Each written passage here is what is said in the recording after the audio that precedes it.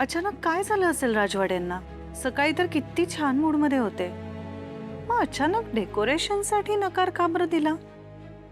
समर, sorry.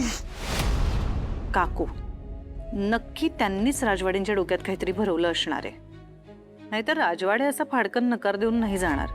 म्हणजे अर्थात आधीचे राजवाडे आणि आत्ताचे राजवाडे खूप वेगळे आहेत ना. पण आता उशीर झालाय. आता त्यांनी ठरवलं म्हणजे ठरवलं. आता काही डेकोरेशन बद्दल राजवाडे मन बदलणार नाहीत. त्यात काकूंनी हे मुद्दाम केले असं जर मी सांगायला गेले तर ते त्यांना पटणारही नाहीये. पुरावा लागेल. काकूंच्या बाबतीत काहीच नाहीये माझ्याकडे आता. पण ठीक आहे, फार दिवस नाही काकू. तुमच्या सगळ्या कारस्थानांचे पुरावे मी लवकरच मिळवेन आणि राजवाड्यांना हे सगळं दाखवेन.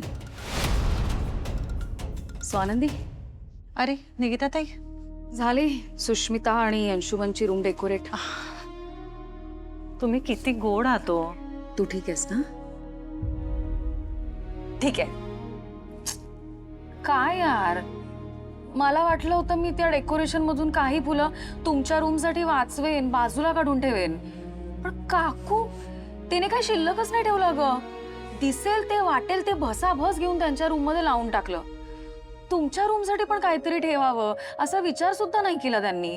अशी काय बाई आहे. त्यातल्या त्यात मी हे एवढंच जवळपास लपवून घेऊन आले. थँक्यू. मला ना तुमची रूम फुलांनी अशी भरून टाकायची होती, पूर्ण सजवायची होती. आता यातनी काय करू मी? I am sorry. अहो सॉरी काय, उलट थँक्यू. आणि तसंही 4 गुलाबाची फुलं असली किंवा 400 तरी सुगंध देण्याचा गुणधर्म कमी होतो का? आहा, हे खूप आहेत. Thank you so much. आणि सॉरी. सॉरी का? तुम्ही इतक्या प्रेमाने सगळं करत होतात आणि राजवाडे त्यांनी तुमचं मन दुखावलं. ते माझं जाऊ दे ग. मी त्याच्यावर चिडले तुझ्यासाठी. त्याने तुझ्या मनाचा जराही विचार नाही केला. सरळ नको ते डेकोरेशन असं म्हणून मोकळा झाला. तू खरंच खूप ऍडजस्ट करतेस समरला. मीच सॉरी आहे त्याच्या वतीने. आहो, अजिबात तुम्ही सॉरी वगैरे म्हणायचं नाहीये. मुळात तुम्ही किती करता हो आमच्यासाठी. समरला ना मी बघूनच घेईन. अहो मी सांगू का निकिता ताई, हे राजवाड्यांनी मुद्दाम नाही केलंय. म्हणजे मी सांगते ना, खरंच सकाळी ते इतक्या मस्त मूडमध्ये होते ना. आणि मग काकू आल्या, मी खाली आले, पण तेव्हा त्या राजवाड्यांशी बोलत थांबल्या होत्या. अच्छा, आत्ता मला कळतंय. म्हणजे काकूने ती संधी साधली आणि तुमच्या आनंदात मिठाचा खडा टाकला. ही बाई एक चान्स सोडत नाही.